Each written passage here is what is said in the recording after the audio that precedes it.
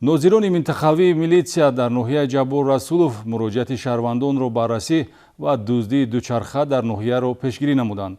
дар 6 ҳолати тасарруфи дучарха чеҳраи Маъруфҷон Неъматов намоён гардид, ки қаблан бо ҷурми дуздӣ суд шудааст.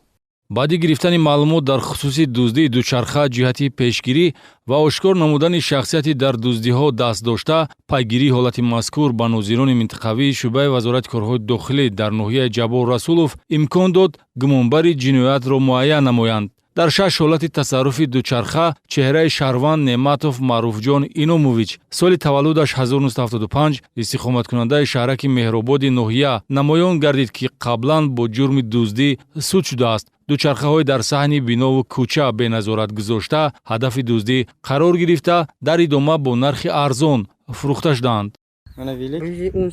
ҳамин дучархаро ба нархи 110 сомонӣ фурӯхтам.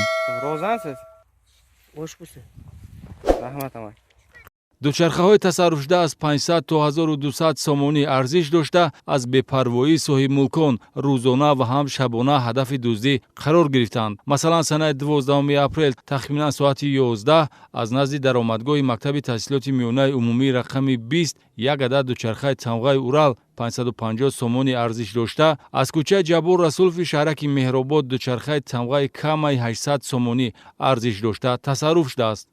дуздии дучархаҳо дар ҳудуди шаҳраки Меҳробод, ҷамоати Гулхона ва ҷамоати Деҳмой шуда гузаштааст, ки дучархаҳо пурра ба шаҳрвандон баргардонда, зарари онҳо барқарор карда шудааст.